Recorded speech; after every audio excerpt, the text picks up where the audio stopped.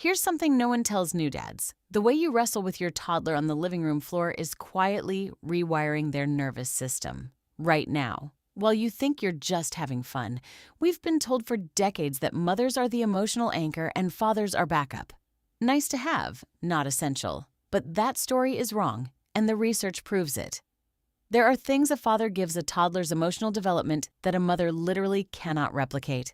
Not because one parent is better, because different means something. Stick with me, because by the end of this video, you'll understand exactly why your toddler needs the version of you that shows up nowhere else.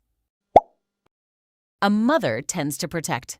That's not a criticism. It's a pattern backed by biology.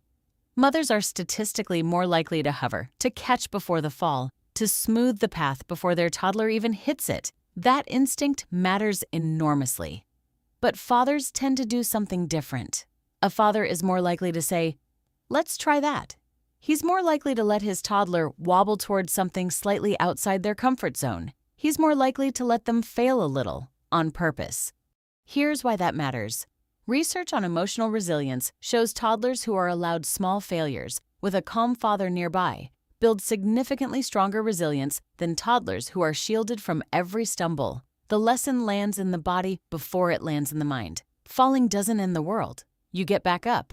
And dad is right there, steady, watching, not panicking. That's the safe challenge, and it's something mothers often can't replicate as easily because their protective wiring runs in the opposite direction. Rough play. Tickling, wrestling, sudden flips and drops, the kind of play that makes most mothers wince. But here's what neuroscience actually shows.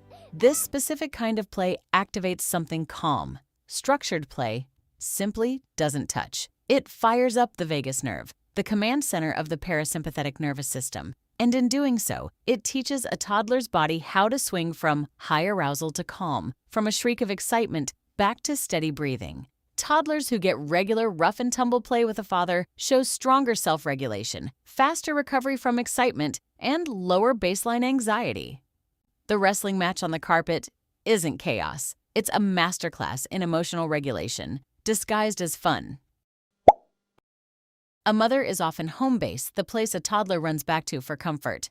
A father, more often, is the launchpad. Climb that. Try that. Go see what's over there.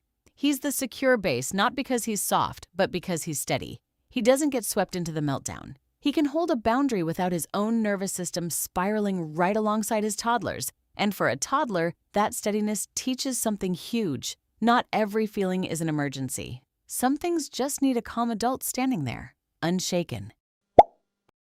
Mothers and fathers often notice completely different things in the same child. A mother might notice her son gets anxious during transitions. A father might notice that same child is fearless on the climbing frame, sharp at solving physical problems, willing to take a risk. And here's the part that changes everything. What a father notices and reflects back becomes part of how that toddler sees themselves. If a father consistently points out his toddler's courage, their competence, their ability to push through something hard, the child doesn't just feel resilient in the moment. They start to become someone who believes they are resilient. That belief follows them for life.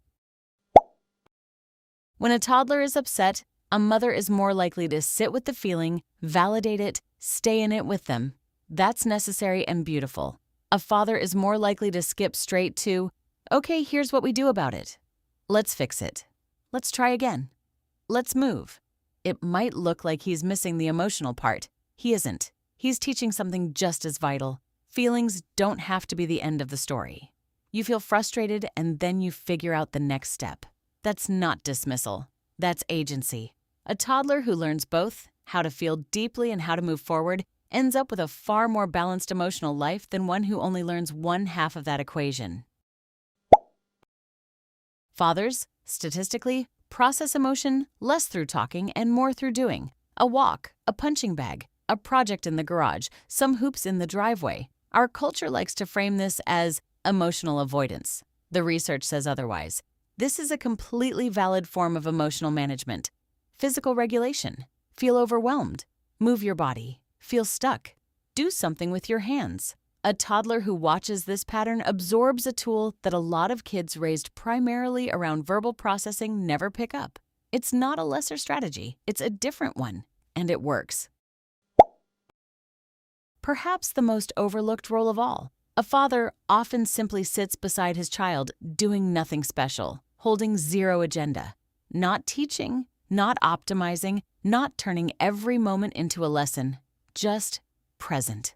That quiet presence hits differently than the energy most mothers bring who are typically managing a mental checklist even during playtime.